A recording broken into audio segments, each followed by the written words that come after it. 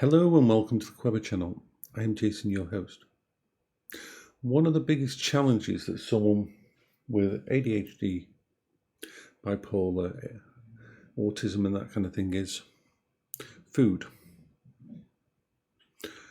Food can be a huge positive, but it also ticks all those addiction points in your head. And losing weight or stopping from gaining weight can be hard. If bad things happen, you want to reach for a pizza. If bad things happen, you want snack food. If bad things happen, you want your comfort cake and you want to eat it. You want your favourite ice cream.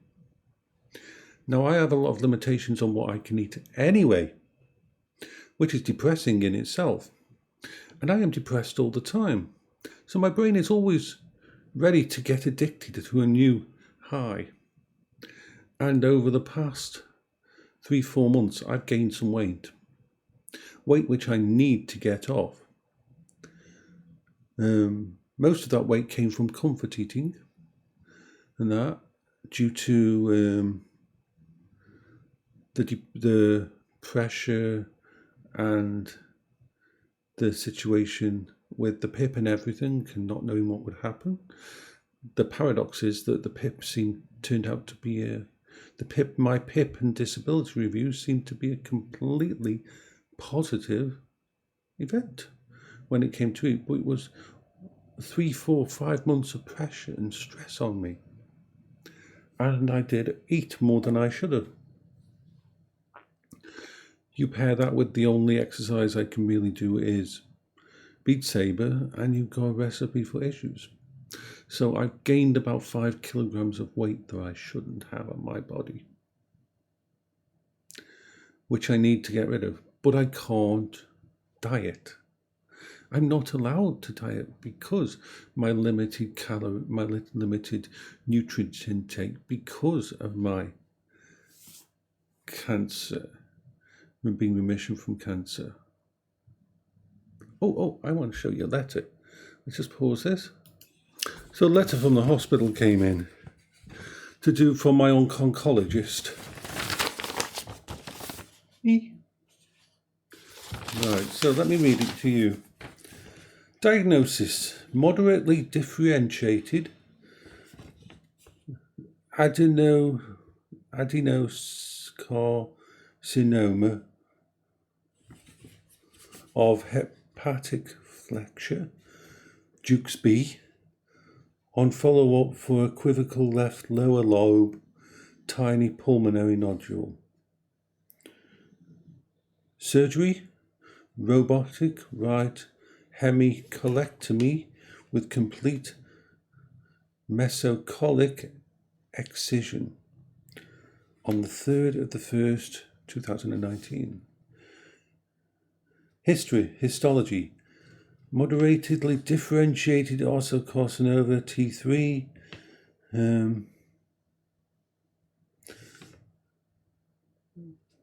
no lymph node, showing no actual thingy to the lymph node, and everything at 0 or the follow-up.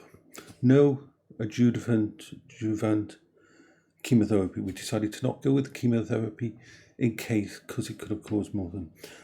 I am writing to you following our telephone consultation today. Presently you are doing well with no new symptoms. You have been on follow-up for stage 2 hepatic flexure cancer.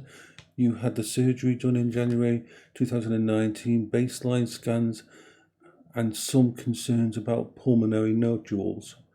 Repeated scans as well as a PET CT scan done show they remain stable and are not sinister. Not sinister. I like that word. They are not sinister. You can have sinister things in your body. It has been nearly 5 years since your diagnosis of early colon cancer. Recent bloods done were all fine, including CEA. I will now discharge you from my clinic, but if you have any problems, you can always come back. There. So, that's another stress off me. It'll never go away, that stress will, though, completely, because the type of cancer I've got will never be said to be cured. But we're at the point where I don't have to go for CT scans and that anymore.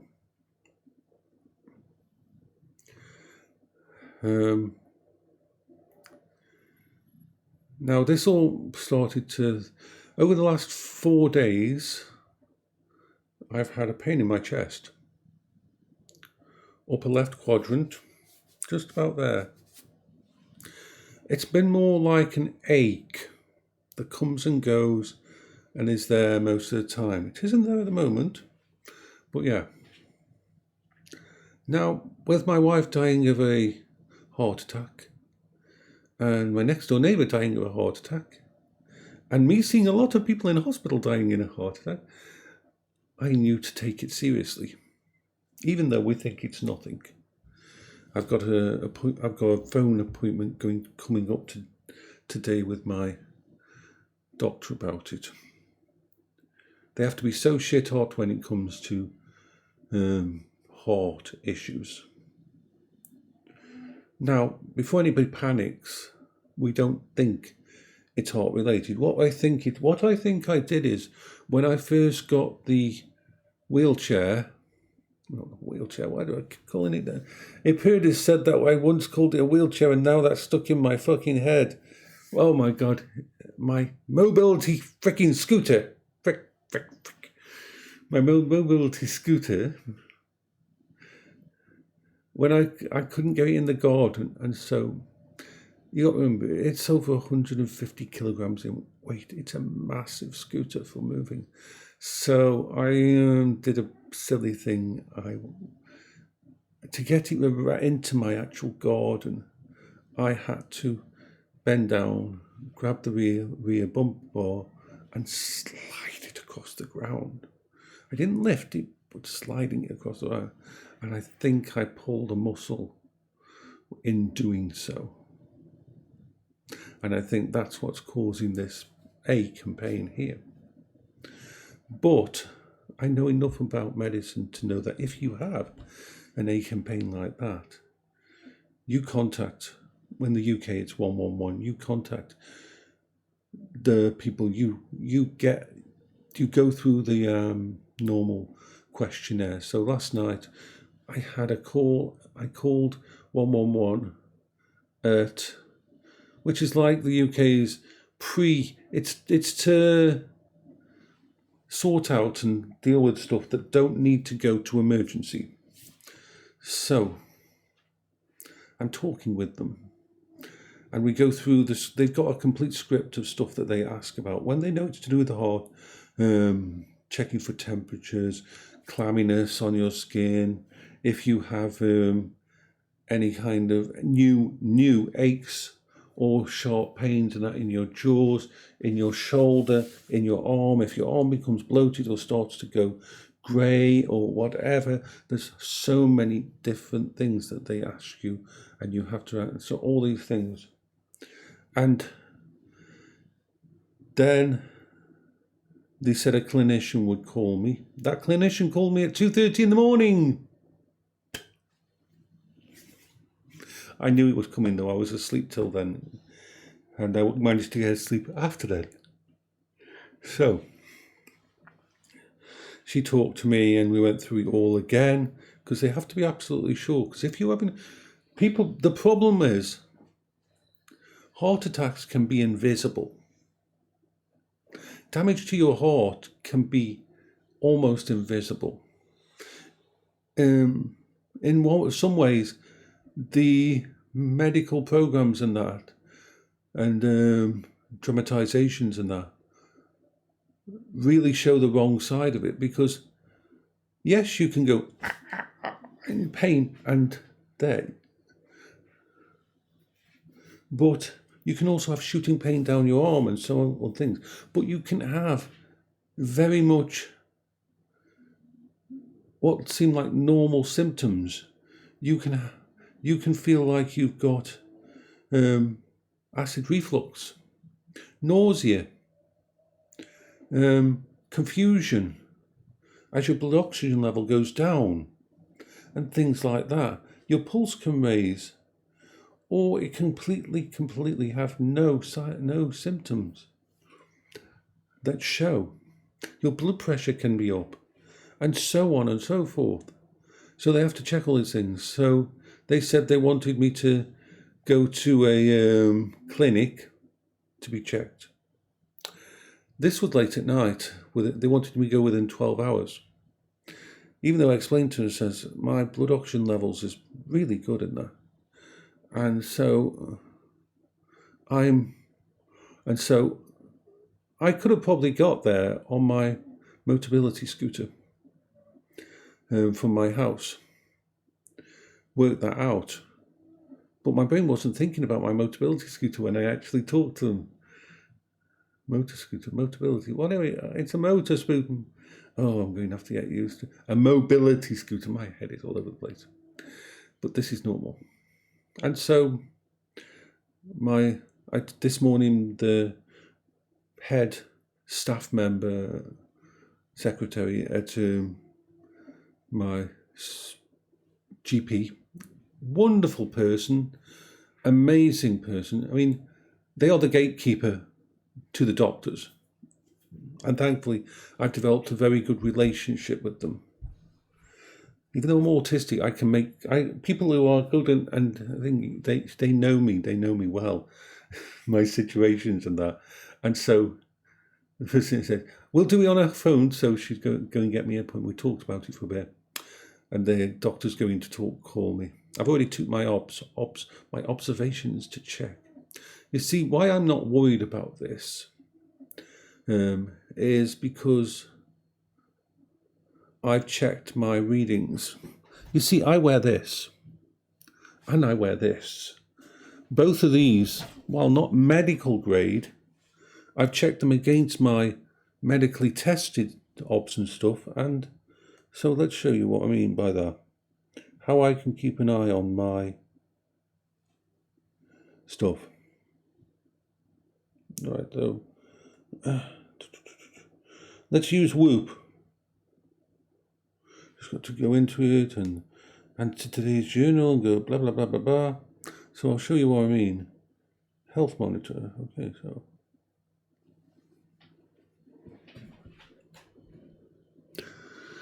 so this is a live feed from the many sensors on the Whoop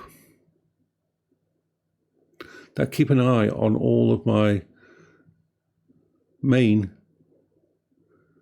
readings. Beats per minute for my heart is within my normal range. Blood oxygen level is within my normal range. Between 95 and 100% is normal for me. Respiratory rate within normal range. Everything's in the green. Everything is in the green for me. And while I don't take that as a given, I then check this one, which has also got sensors underneath. I mean, this has got many sensors. I mean, let me show you the sensors on this.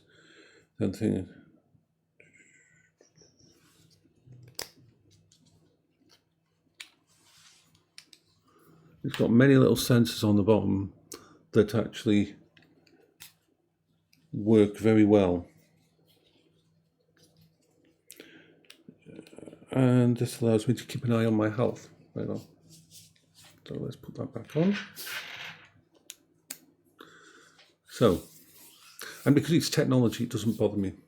But of course, I didn't rely on that. You can never rely on an Apple Watch or anything like that. You can't rely on them because the sensors can be very good, but they're not medical grade.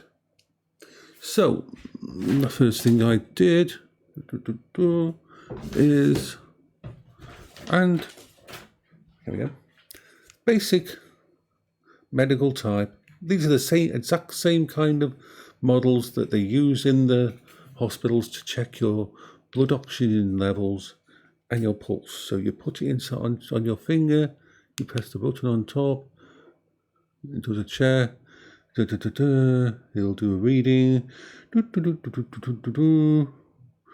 then we'll get to a thingy. It takes a few seconds for it to calibrate itself.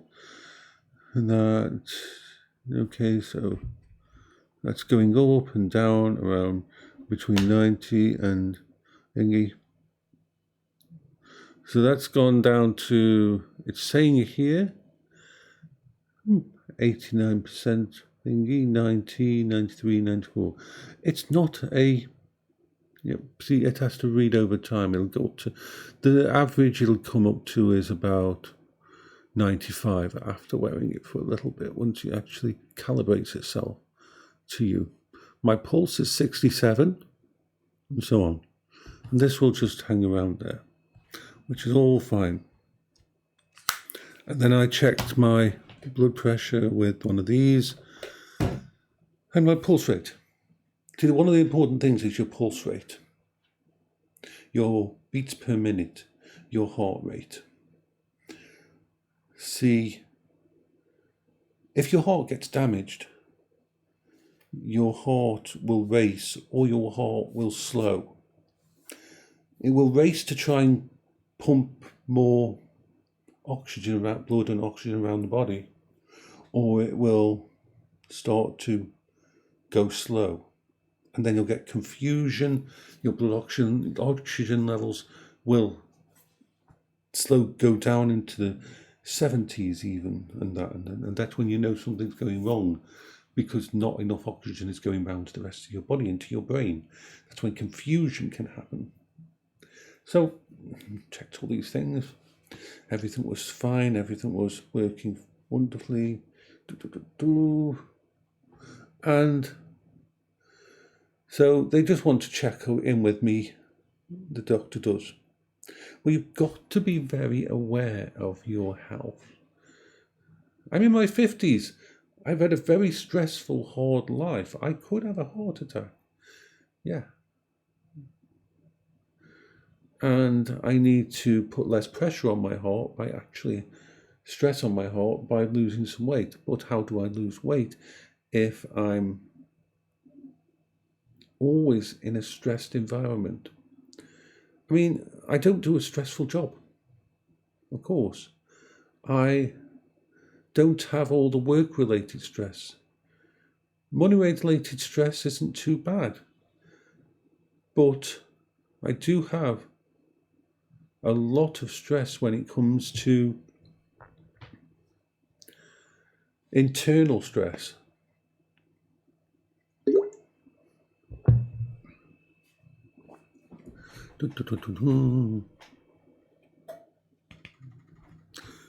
So I like to keep an eye on my health. That's why I have all this medical stuff to be able to do that, and to keep an eye on how I am. See, now it's calibrated to me 95. So I have multiple backups and I have multiple ways of testing myself. So that even my Garmin, I'll show you my Garmin as well. We'll come out of that. We'll start up the Garmin. Connect. So let's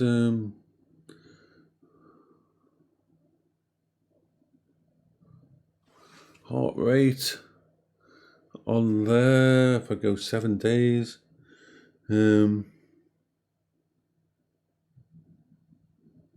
I've got a peak there, and that's when I do my big Beat Saber stuff and that. When I'm doing my Beat Saber stuff, my heartbeat can go up to like 130, 140 cardiovascular routine. No. So yeah. It's all very, I'm okay as far as I know, but your health can change in a second. Your health can change in a day. We don't know how much time we have. I mean, when it comes down to it, I've got a hell of a legacy. I've got all of you. I've got all of my vlogs. I'm going to try upload a lot more, reactivate a lot of my vlogs that have been, that are private at the moment, and I want to put them all back live, which is a pain in the ass because there's some in there that do need to be deleted. So I've got to do some searching. So I will talk to you all later. I hope you're all having a good day.